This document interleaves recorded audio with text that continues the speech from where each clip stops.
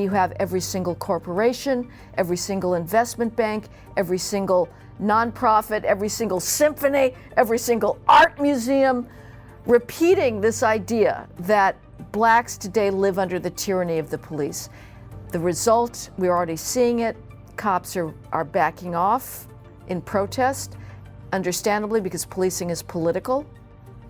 If they're being told it's racist to police in inner city communities, it is appropriate that they do less of it. That's the political message they're getting. Policing is a political function. But we are going to move into a crime surge that is going to dwarf what we saw in 2015 and 2016. Is America experiencing something reminiscent of China's Cultural Revolution? What distinguishes this current moment from other related movements? How will the recent push to defund the police, sparked by the killing of George Floyd, impact policing and black communities across America? And why is implicit bias training for police not really helpful? And what kind of police reform and training could actually be useful? In this episode, we sit down with Heather McDonald, a Manhattan Institute Fellow and a contributing editor of City Journal. She's the author of The War on Cops and The Diversity Delusion. This is American Thought Leaders, and I'm Yanya Kellick. Heather McDonald, such a pleasure to have you back on American Thought Leaders. It's an honor, Jan. Thank you for having me back on. Well, you wrote The War on Cops. Here, we have it here. Incredibly prescient, I would say, book at this point, given everything that we're seeing. Tell me about how we got here. Well, we got here through you can go very far back, but certainly the university system has been committed for decades now to the idea that America is systemically biased, that any racial, socioeconomic disparities are because of structural racism and white supremacy, and any institution that I guess has more interactions with average black people comes under suspicion. So hatred of cops has been part of the left's ideology for a long time. And frankly, it's been part of academic ideology as well. The assumption that the criminal justice system must be racist because there is a large overrepresentation of blacks in prison. The biggest taboo on college campuses is to ever talk about behavior as a determinant of individual outcomes. You're not allowed to do that.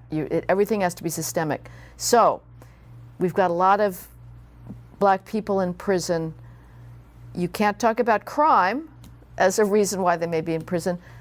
You have to look for racist explanations, and the police are a prime suspect in that. They do have more interactions with blacks. Why? Because there's a lot more black victims, and they're in black communities in order to try and save black lives. But to do that, they have to lock up criminals, and disproportionately, those criminals are black. So this ideology has been in place for a long time. It had its first major violent eruption, in the 60s, actually, with those riots were also anti-cop riots. Policing has changed absolutely and radically since the 1960s. It is now extremely professional. But in 2015 and 2016, we had the first iteration of the Black Lives Matter movement, and the same arguments being made back then that we were living through an epidemic of racist police violence against blacks. It was wrong then. It's even more wrong now.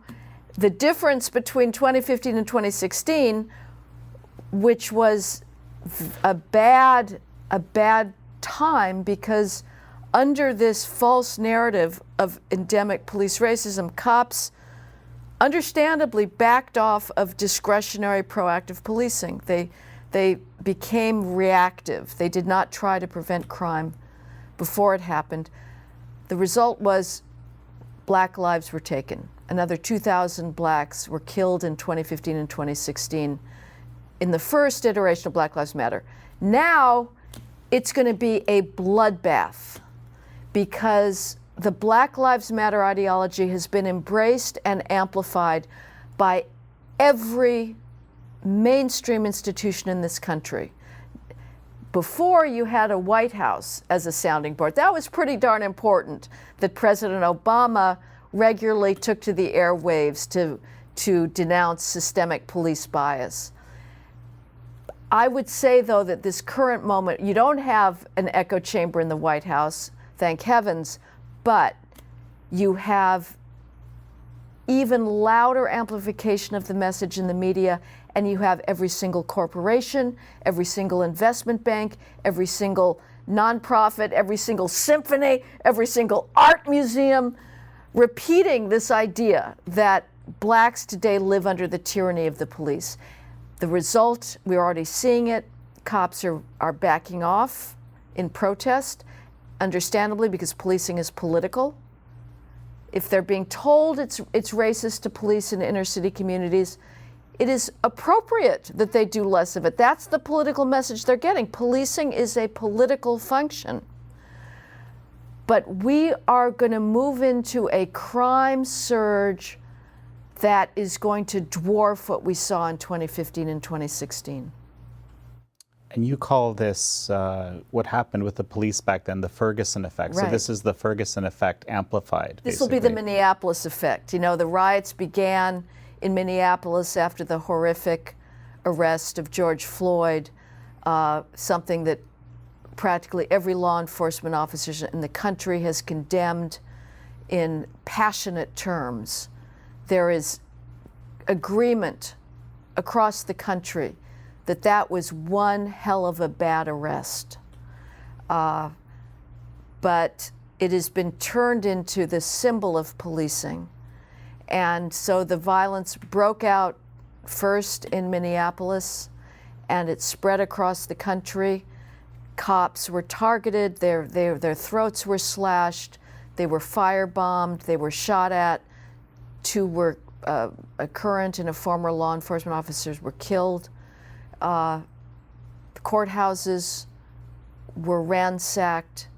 The most important institutions of the country in preserving law and order, both symbolic and actual, were destroyed. And so cops now feel like they have a target on their backs. Well, and so fast forward a little bit to this situation in Atlanta, this arrest that, I mean, I've heard you speaking about this, but I think it's worth discussing how this situation, in your view, is different from what actually happened to George Floyd. Well, this was a case of actively resisting arrest. Any suspect who steals an officer's weapon is putting that officer on very crystalline notice that he intends to use it against him. This is not a compliant suspect. George Floyd was handcuffed and on the ground. The proper procedure once you have a suspect cuffed is to sit him up and wait for an ambulance. The suspect in Atlanta, yes, the cops were engaged in wonderful de-escalation tactics.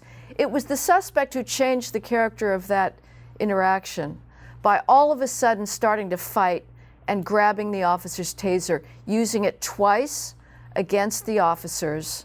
There's a big deal that's being made by the anti-cop forces, including the prosecutor in Atlanta, saying that, well, a taser is not a lethal weapon, therefore the cop is not justified in using lethal force. Well, first of all, it is interesting that 2 weeks before the murder indictment brought by this Atlanta prosecutor, he had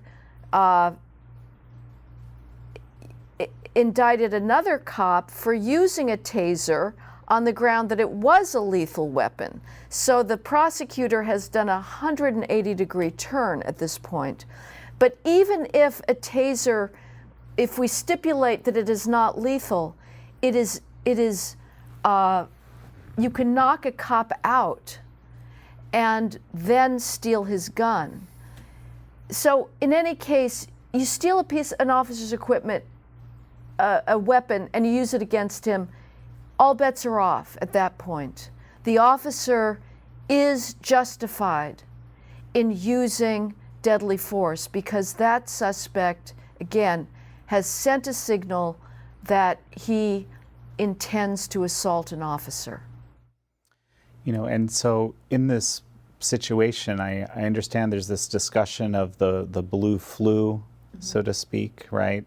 I'll get you to tell us about that as well. But in this kind of a situation, it kind of takes the, I guess, reticence of police to actually be able to police to a whole nother level, it would seem.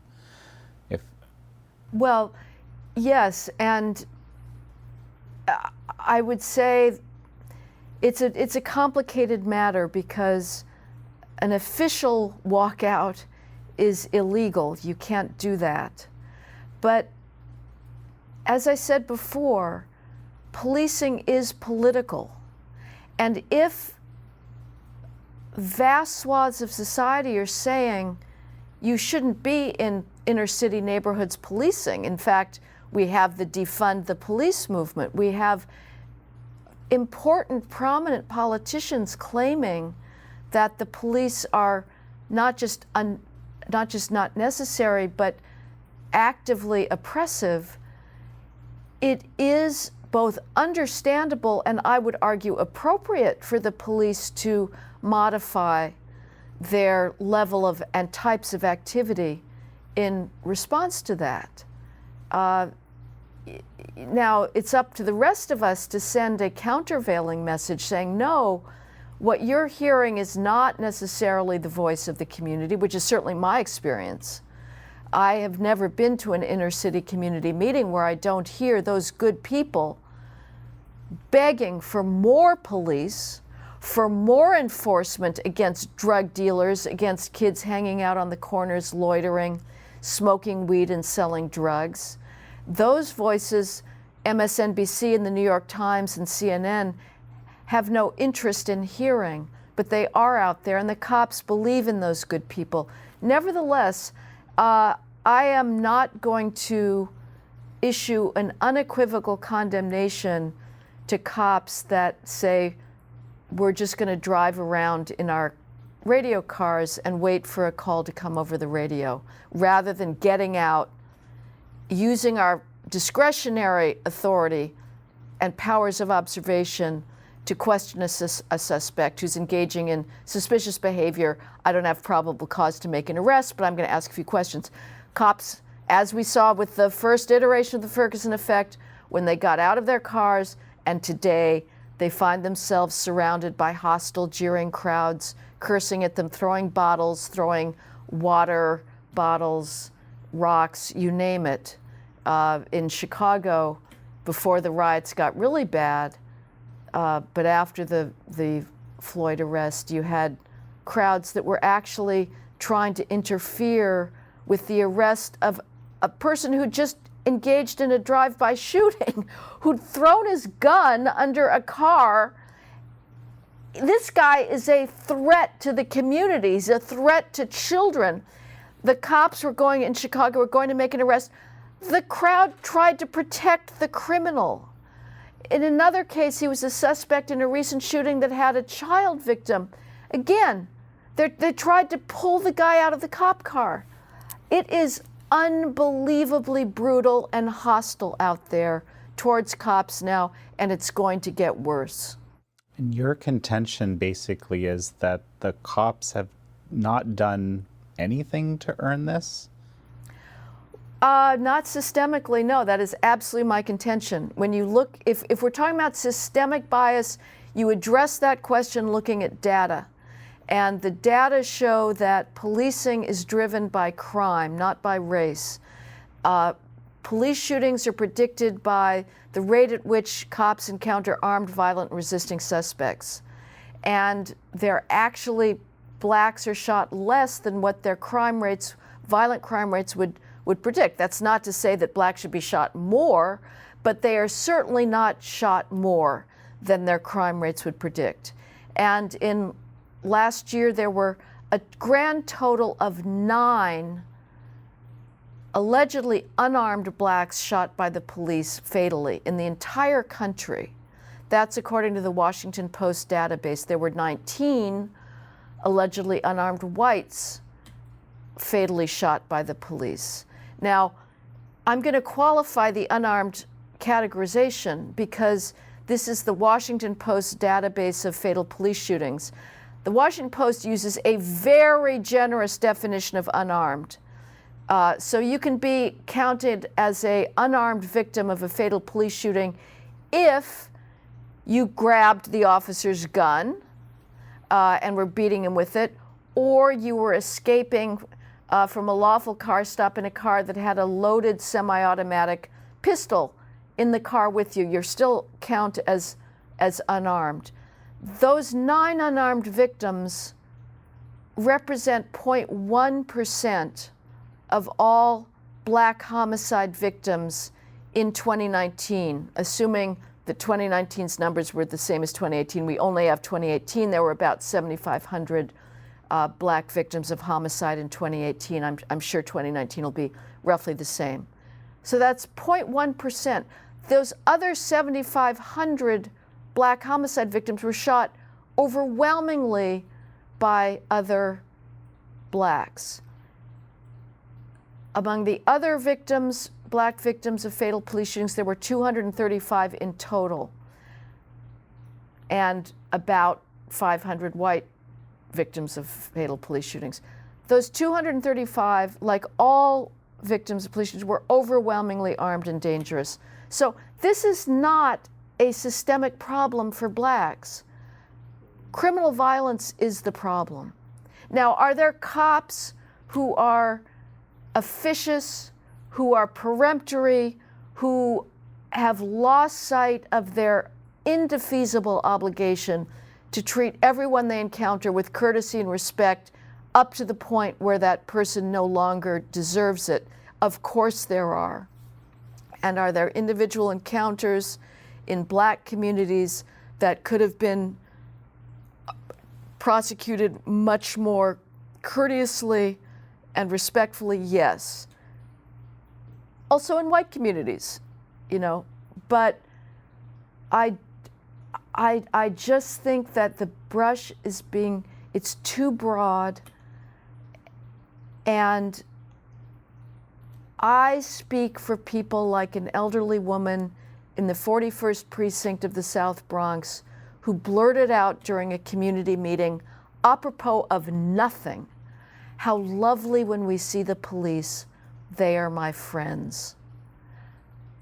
That is the experience of a lot of people in black communities, especially the elderly, who are terrified of these fatherless kids who have not been civilized and who depend on the police in order to enjoy some kind of sense of stability and safety.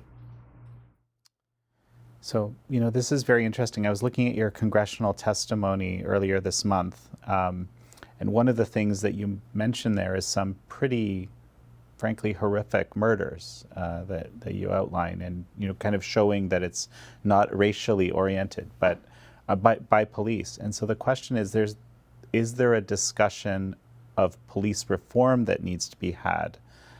Certainly, there's an executive order to that effect from the White House. That maybe isn't focused on race, but something broader. Yeah, I mean, I'm hesitant to take the bait. I don't think that you do not earn reform by rioting.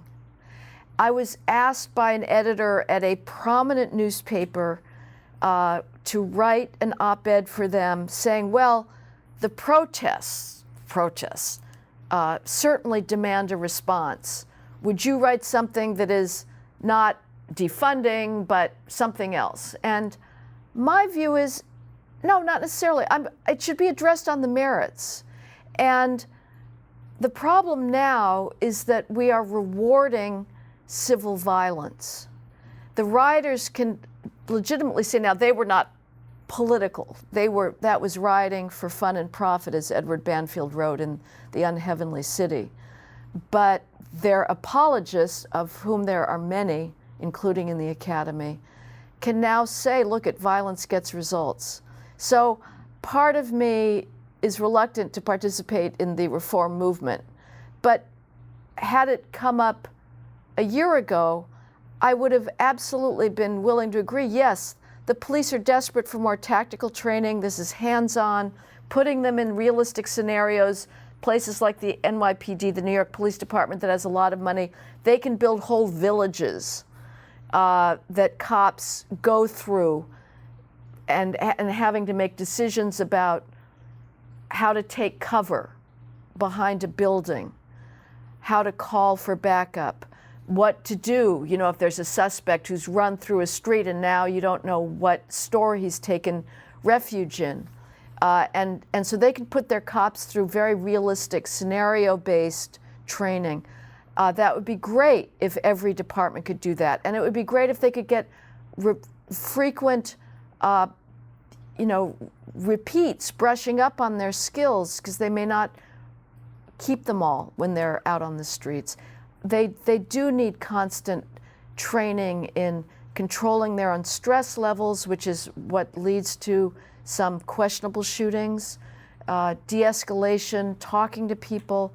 Those are all good things. And fortunately, in the recent executive order that President Trump signed, he mentioned only those types of policing and was notably silent about the scam of implicit bias training, which was something that the Obama administration embraced for cops. And I sat in on a implicit bias training in Chesterfield, Missouri, outside of St. Louis, by one of the main progenitors in the field, her group. And it was an insult. It was pretending that there are no crime disparities, trying to tell cops that, well, that 5'4" female in a business suit and a briefcase, she may be carrying a gun and is a threat to your life. Oh, give me a break. That's not what cops need. They need tactical skills. So I would do that. I'm happy for that. As far as union protections, that's not something I've studied deeply. I defer to some police chiefs who I respect, who say that it can be very difficult, unduly difficult, to take a officer who's shown a poor temperament off of the force. Other unions are less strong. The police unions range. Some are very assertive and others less so. So the unions in their defense will say, we operate in a very political environment. Our police chiefs are often political appointees by our left-wing mayor. There will come a point when they need a scalp thrown to the race activists, and we are there to prevent any kind of political vendetta or lynching against cops. So that's how they would describe their role, that they are going to fight to protect every last cop. And does that go too far? Sometimes it well might. No, very interesting. You touched on this blue flu earlier, but I'm wondering if you could just tell us, it's this catchphrase that's kind of cursing around right now. What does it mean, and what are the implications? Well, I think I haven't looked into the specifics right now. It may be that in Atlanta there is something quasi-official, or at the very least there's a high absentee rate of officers not coming into work, calling in sick, in protest at what they see as a highly politicized and legally unjustified murder indictment against the cop in the Wendy's stop. So again, I can just tell you that I'm ambivalent about it. I think not showing up to work is perhaps a step too far. But I certainly understand if they decide that they are only going to respond to radio calls. If there's a call that there's been a shooting or a robbery, they will go and they will take a crime report. But as far as stopping somebody who looks like he's got a gun, but there's no police call about it, they're just going to drive on by. And that, again, is something that I understand, because that is a purely discretionary activity, and they're being hammered for doing it. So why should they? And again, it's not spite. It is that society is sending that message that this is racist. So they're getting the message. Okay, if it's racist, we won't do it. Heather, something I'm kind of stunned by just today, these reports about President Ulysses Grant's statue being taken down in Washington, D.C. Actually, there's been a spate of these different statues being pulled down. Christopher Columbus, Confederate leaders from the Civil War. But then Ulysses Grant, I mean, I was always under the impression he did some good things to end slavery, so to speak. And I'm not an expert, but what do you make of this? Oh, and the other part, of course, is that it seems like it's all being done with police just kind of watching on the sidelines. I don't know that I have the philosophical depth to fathom this moment. It is extraordinary. I look for precedents for a civilization turning on itself with such fury. The Chinese Cultural Revolution turned against the universities, which were seen as bastions of elite tradition and culture. This is different. This is the universities turning against civilization, because these hatreds, these fires, these rages, the solipsism, the victimology, the narcissism of ignorance is cultivated on college campuses that have sent the message for the last 4 decades that racism and sexism and bigotry are the defining features of America.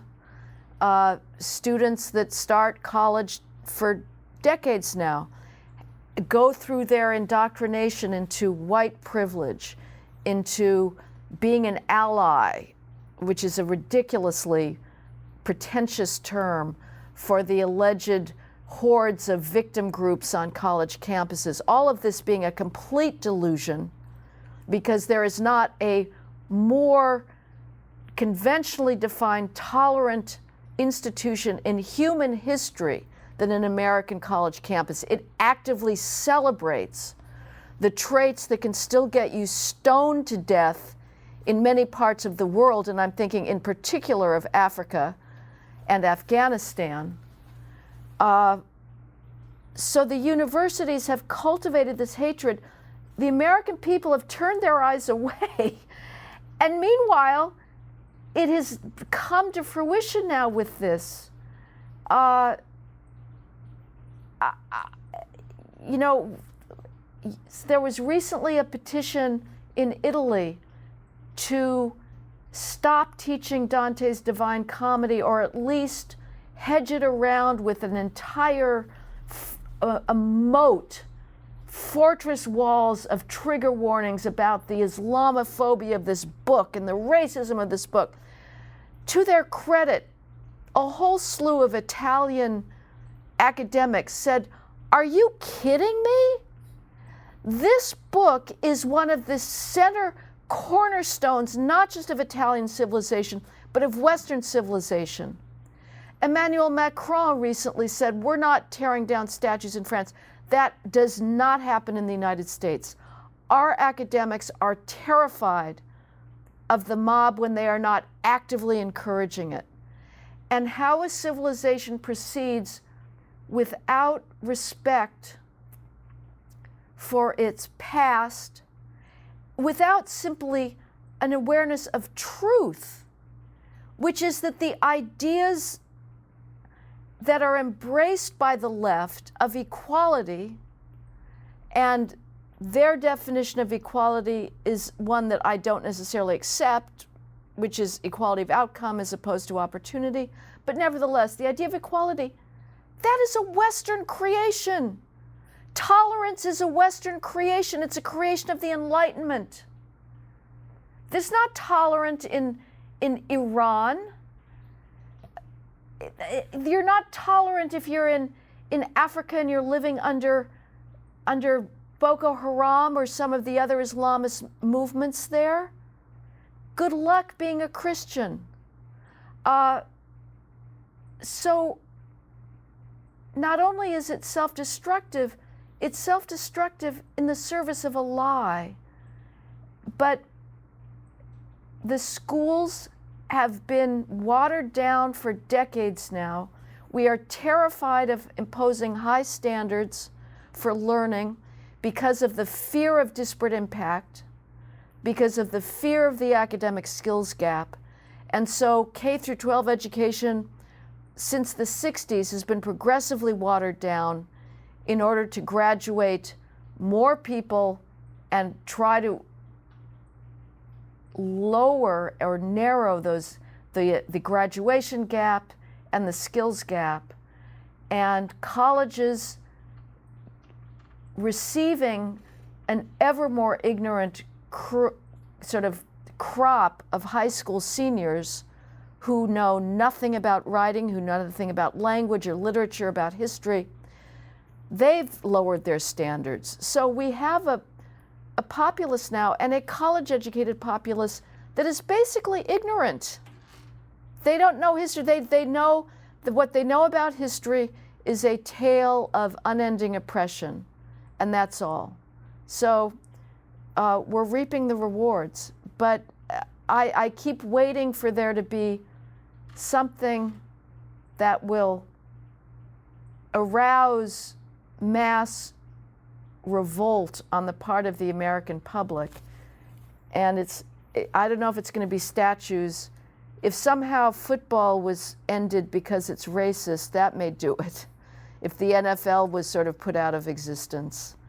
But we've already tolerated the absurdity of the military being set upon by the gender radicals, and we've accepted the idea of sex-integrated combat units, which is absolutely preposterous.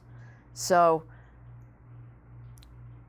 Americans may not think that war is important, but they understand that football is important. So if somehow football is targeted, then maybe it'll get people's attention. But so far, I don't know.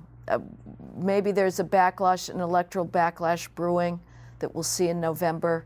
So far, the ballot box is still private. They can't silence that yet, unlike what's happening every place else in our culture with a ever accelerating. The screws are tightening on non-orthodox views in the private sector. It's not necessarily government that's doing this. This is something unforeseen by Orwell and other critics of totalitarianism, that it would be the corporate world that is determined to enforce intellectual orthodoxy. But maybe we'll get an electoral backlash at both the grotesqueries of the coronavirus lockdowns, followed by the utter abdication of government responsibility with regards to the widespread rioting and looting. You know, you mentioned they are, silencing, and I'm wondering who the they are exactly. Because, we have a whole bunch of students you contend here that are, and I think convincingly, have been taught things from the whole of history through the angle of oppression. Is that the they? Who is the they?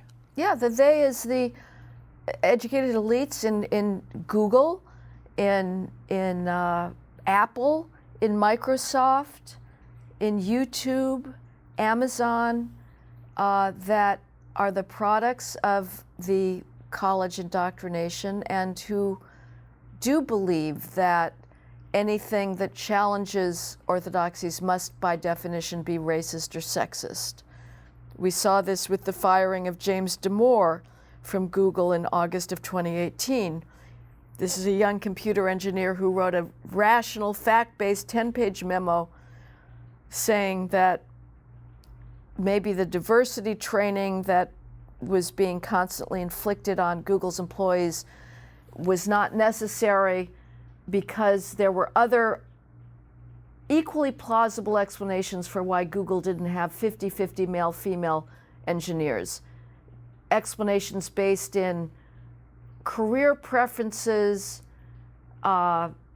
choices that people make in what they study,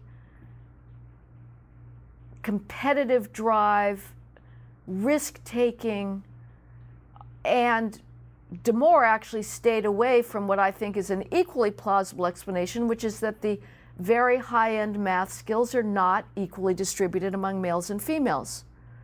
Larry Summers, the president of Harvard, essayed that hypothesis and had to leave. So Google fired Mr. Damore for simply a tentative expression of line of inquiry because Google said his memo threatened the safety of Google's female employees. This is pure academic victimology, and it is utterly representative of how Twitter, how Facebook goes about evaluating speech. They see, I don't even want to call it conservative speech, I would call it rational speech, as literally life-threatening. And so they're the ones who are shutting things down now. Okay, so that's very interesting. I have to ask you more about that. As literally life-threatening, how is it that things which were seemingly innocuous in the past or certainly don't appear to be literally life-threatening are perceived that way? Well, I think that we're in an age of narcissism, of sort of hysteria and amplification. Now, I may sound hysterical myself. I am getting very worried, I have to say. I'm very pessimistic. But again, I keep coming back to the colleges because they are the source of all this. They are these hothouses of self-engrossed victims. Being a victim of a certain sort in the United States today is a ticket to power. It's a ticket to riches, it's a ticket to employment, to promotions. Now, in the post-George Floyd, there's hundreds of millions of dollars pouring in a gusher out of corporate coffers into victim groups. So the idea that speech is threatening and life-threatening is just one aspect of the maudlin self-engrossment that is now cultivated on college campuses. And so presumably, we're seeing, let's say, many media, supporting this type of a narrative. We're seeing, of course, as you mentioned, a significant part of corporate America. And then we're seeing, you mentioned this, you suggested there's some sort of silent group in society that may not agree or maybe isn't sure, frankly. I think there's probably a lot of those. Yes. Just tell me about how you see that dynamic. Well, I don't know. It's just a hypothesis. I mean, we do know, and I don't want to make this partisan or political, but there were Trump voters, and they're still out there, and they voted for a very flawed candidate because for many reasons, but one important one was that he did seem to be inoculated against the fear of being accused of politically correct violations. You know, he was seen as somebody that would stand up against this tyranny of opinion. And let me just add, in the media censorship we're getting now, it's weird because the left-wing institutions are now turning on their own. So we've had recently the head of the New York Times editorial opinion section having to step down for running an op-ed by Senator Tom Cotton, making a good faith, reasoned, non-hysterical argument saying that the level of civil destruction of people's livelihoods that the riots were inflicting justified, or at least made it plausible or acceptable to consider the military as an option. This is a perfectly defensible argument. You may disagree with the conclusion, but one is allowed to make it. He had to step down because the employees at the New York Times felt, they said, again, that his op-ed put the lives of black employees in danger. This is insane. But he was a left-winger. He had to step down. The head of the Philadelphia Inquirer's editorial page had to step down because they ran an op-ed saying that the riots in Philadelphia were taking away the city's precious core of historic architecture dating back to the days of independence, to the colonial time, the Freedom Hall, that this was at risk. And the editorial ran under the headline, "Buildings Matter Too." Well, this too was viewed as somehow life-threatening to blacks. I think it's a perfectly legitimate and clever headline. But that editor had to step down. So we're now reaching a point where not even people on the left are safe from this. So what happens with the election, I don't know. I'm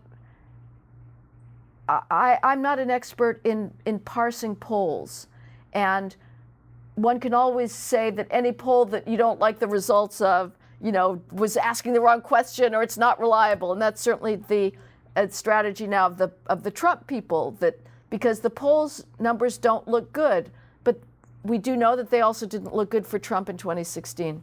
So I don't know, but if it's the case that there's declining support for him, it may also be the case that as the summer progresses, and if this madness continues, and if it gets covered, now it's not covered, that's the other problem. You know, the Times hasn't covered the attacks on Grant and some of the other patriots of the American Revolution. Jefferson is down now. It's not getting covered. George Washington is down. George Washington is down. I knew it would happen. I mean, I predicted this several years ago. It's no way is it going to be limited to the Confederacy. They will go after every last founder, and whether there's enough residual knowledge on the part of the American public that these people are worth defending, I don't know. And so some of my colleagues who are optimistic by nature, and I'm a pessimist by nature, but the optimists by nature are holding out hope that there is going to be a correction and that there's sort of forces at work that will stop this. I don't know. We'll see. Heather, it's interesting that you mentioned the Trump voters. You know, there's this, I think, the day that we're filming today, there's a giant rally in Tulsa that's happening. Much disparaged. Well, no, and it's very interesting, right? Because we've had giant protests, yes. right? Oh, the hypocrisy, just it's endless. And where to start? Well, the thing that strikes me about the Trump rallies that to me, and you kind of alluded to this earlier, is they are a kind of protest themselves, actually. True. Right. So anyway, where to start? Maybe. Well, the hypocrisies. I mean, you were alluding to this with. We've all been under the thumb of the public health establishment, who realize that their newfound power over virtually every aspect of American life depends on abject fear, spreading abject fear in the populace, so that in New York City, if you pass somebody fast on a sidewalk, in the outdoor air, wind blowing, trillions, gazillions of atoms of air flowing by you, and you're not wearing a mask, they will lunge into the street or press themselves against a wall because they'll die. There is no outdoor transmission. It does not happen, except in extraordinarily rare cases. The CDC's own contact tracing guidelines say they're only interested in people who've been 15 minutes in the presence of an infected person. These fleeting encounters outdoors on city streets are not how you get infected. Nevertheless, the public health establishment has kept us all in fear and told us, you shutting down the economy, it's never happened before. It's an outrage. It's an incredible abuse of government power. We had to shelter in place, couldn't go into stores. Small businessmen put their life, hope, and efforts now utterly decimated, and no meetings of more than 10 people. We've heard the stories about people couldn't grieve their loved ones in funerals, no church services. Then we had the riots and the mass protests, hundreds of thousands of people gathered in close quarters, shouting and screaming right next to each other. This public health establishment put out a manifesto saying that systemic racism was as much of a public health threat as COVID-19, therefore the protests should continue. And then when they somewhat died down, we've gone back to the status quo ante of social distancing. We're all now supposed to social distancing again and pretend that what we just saw happened didn't happen. It's ludicrous. The hypocrisy, it turns out that government is determining what protests may occur based on the content of their speech. That is a clear First Amendment violation. So if you're protesting alleged systemic bias in American society, that can go forward. You're not going to get thrown to the mask police. But if you're protesting economic lockdowns that are going to throw this country into an economic depression for a generation, you can't do that. That is a violation of the government's duty to be content neutral when it comes to political speech and assembly. So the hypocrisy on that front is astounding. It was adumbrated by the hypocrisy on the part of the lockdown advocates. To a person, every single politician, every single public health expert, every single media pundit who's been on TV for the last 3 months telling us to stay locked down, that the economy has to shut down, none of those people had lost their jobs. They were all safely employed. They did not fear that their employer would go bankrupt. The CDC is not going to go bankrupt. The University of Washington, responsible for one of the crazy models, is not going to go bankrupt. Chris Cuomo, CNN, is not going to go bankrupt. Andrew Cuomo, governor of New York, Gavin Newsom, governor of California, they're not going to lose their jobs. They were telling everybody else to just suck it up and lose their jobs. They had no understanding what was going on. So, yes, the Trump supporters are, in one sense, one long rolling protest against a certain hegemony of opinion. No, and it's fascinating how all these things are kind of, I don't know, conflating with each other. Yeah, I don't know how they are. best to describe this. I mean, the coronavirus lockdowns were a Cold War on the economy. The riots were a hot war. And they have blended together into one big government failure. It's a very weird period that we're living through. What strikes me about this, conflation, so to speak, that I'm seeing is that it speaks to how powerful ideology can be, given everything you've said, vis-a-vis the actual data or the facts out there, and that it can be easy to forget about all those things, and just, even for well-meaning people, to get caught up in the ideology. Right. What do you think? Yeah, we want to believe that we're governed by reason and facts, but it's hard to change your mind, and people do have, I think, predispositions, constitutional dispositions to how they interpret the world. That isn't to say that education is not profoundly important in shaping people's worldviews, but it is definitely the case that each side of a debate will tend to discount facts that are inconvenient. Max Weber called these inconvenient facts. He said the purpose of a scientist or a social scientist is to expose students to inconvenient facts, those that cut against their own political beliefs. The role of the academic was not to adopt a political position, it was to be neutral. And there is selection bias. Both sides will embrace those studies that confirm their viewpoints and try to pick holes in those that don't.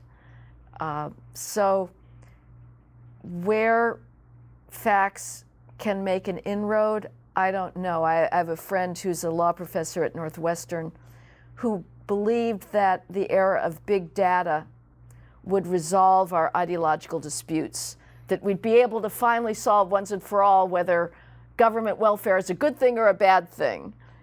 This struck me as wildly naive because we've seen, again, the ability to just walk away from countervailing evidence.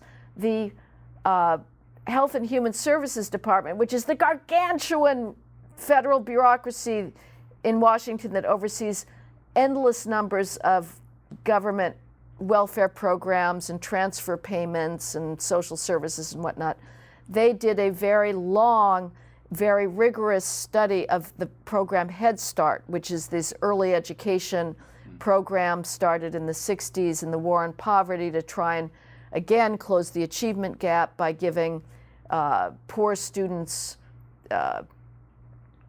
early learning programs, and became expanded more and more to be like trying to get to the parents or do food, whatever. But this study looked at 10 years of data and found that any initial improvements in a student's academic skills from Head Start dissipated in 4 or 5 years, and we're back to square one. Had no effect whatsoever. This was finished during the Obama administration. It had no effect whatsoever on Head Start funding. In fact, the people within the administration were still going around saying Head Start works, despite the fact that their own administration had shown in a neutral way that it doesn't work. So it's very hard to know when you can actually think that data will change anybody's mind. I also think that, relatedly, as I get older and see maybe more of a scope of history or observe society in a way that maybe our founding fathers did, not that I'm comparing myself to them, for all my God, not, but what I intuit, at least it feels this way to me, is that one of the great yearnings of human beings is to be judged without partisanship, to actually have a rule of law, to have confidence that you can come before a neutral tribunal and that there is a realm of decision making that will be arrived at based on neutral principles rather than pre-existing partisan commitments. We yearn, whether it's in a criminal context or otherwise, that we can come before a judge who will apply the law and not in a results-driven way. And I don't know if that's possible or not. It's certainly the aspiration of the legal system. There was a group of legal academics in the 1920s called the legal realists who were very skeptical towards that idea, and they did think that law is inevitably embedded in the decision maker's worldview, and that's probably pretty accurate. But if you come before a court, you really hope that that judge, it's not going to depend on who the political point is. I was saddened when Trump sort of tore away the veils of our legal fictions and said judges are simply a creature of whoever appointed them, Democratic judges and Republican judges. And Supreme Court Chief Justice John Roberts rightly said, we don't have Republican and Democrat justices, we have justices. Now, one could say that's naive and deliberately so, but it's a fiction that we need to live by. And I think it goes a little too far to say that judging is itself purely political. Well, and what you're describing, and I say this as a Canadian who is an American exceptionalist, I think that's the promise of America, what you're describing, actually. And I think, this is, and now I'm interviewing myself, but I think America has been somewhat successful, at least, and certainly by comparison in this. Perfection, of course, is a whole different question. Is this, something that just strikes me? I think there's been this progression of increase in skepticism to experts among certainly myself, I think the populace, everyone. And this whole coronavirus / protest, this whole reality that we've experienced over the last 3 months, to me almost feels like a final nail in the coffin of our faith in experts. I myself feel a profound cynicism. Who do we trust? Yeah. Right? It's I find this very disturbing. And is this some sort of ontological crisis that we're heading into? Yes, I agree. I guess I'm still going to hold out some experts. It's odd because, but we do know. I was going to say, medical expertise, that is real. On the other hand, there's something called the replication crisis in not just social science, but in medical studies, where it turns out a lot of studies that get published, they're peer-reviewed, whether it's in psychology or medicine, if you try and repeat it, you don't get the same results. They can't repeat it. And these have been studies that have been taken to be gospel truth for decades.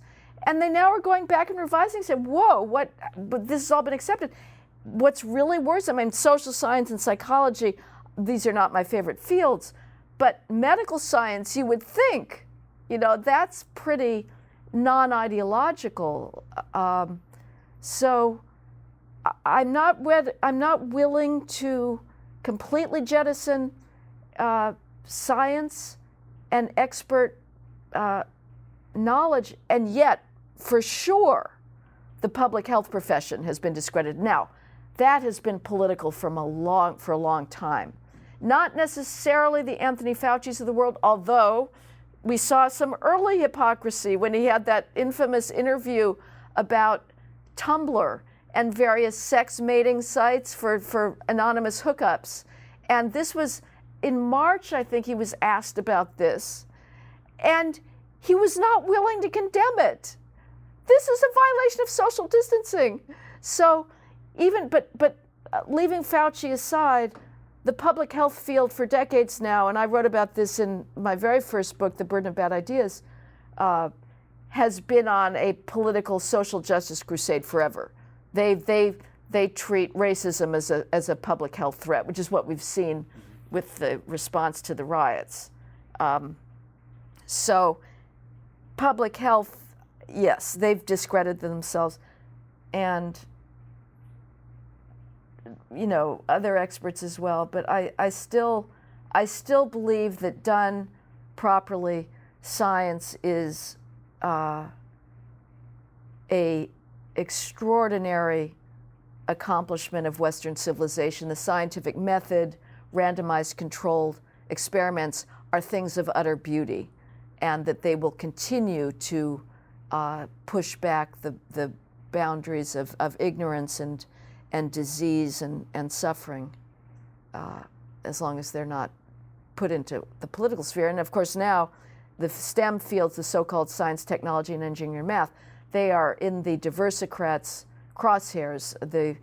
The pressure has already been great to hire scientists based on sex and race. And now, post George Floyd, the pressure is going to come even stronger. So, you know, I know you describe yourself as a pessimist. I think I tend to be more on the optimistic side, but you must have some thoughts about, you know, practical things that we can do as a society, given the realities of the kind of ideological pigeonholes that people find themselves in, like where we can kind of move forward out of this craziness that we find ourselves in. I would say read great literature, listen to great music, listen to Mozart operas and Brahms and Chopin, read Greek tragedies and the great classics of children's literature, Wind in the Willows, or even Winnie the Pooh and Middlemarch novels. You know, lose yourself in beauty and greatness.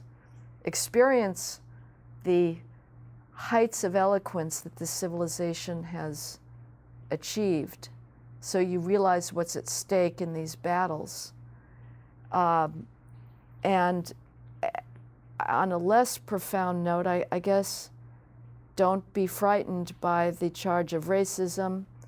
If you have other explanations for why there are still economic inequalities than racism, if you see choices that people make, family structure, personal responsibility as having a larger role in individual outcomes, don't be browbeaten into accepting the dominant narrative. But I don't know. I don't. That's not my expertise. Is trying to figure out common ground. I see my goal as combating idiocy and trying to fight back against what appear to me to be patent untruths. How you bring people together, I don't know. It feels to me like we are becoming more divided. I look at my political or ideological opponents, and I don't know where to begin to find common ground. It seems like the division starts earlier and earlier in one's worldview and what one knows about the world. So I don't know. I mean, sometimes I think it's going to have to be a battle to the finish as opposed to a reconciliation. I don't know. Any final words before we finish up? Get out into the fresh air. Get out of your homes. Pursue wisdom and learning, and I guess believe that our civilization is worth carrying forward, and it must be defended against people who are trying to tear it down. Such a pleasure to have you on. Thank you again, Jan.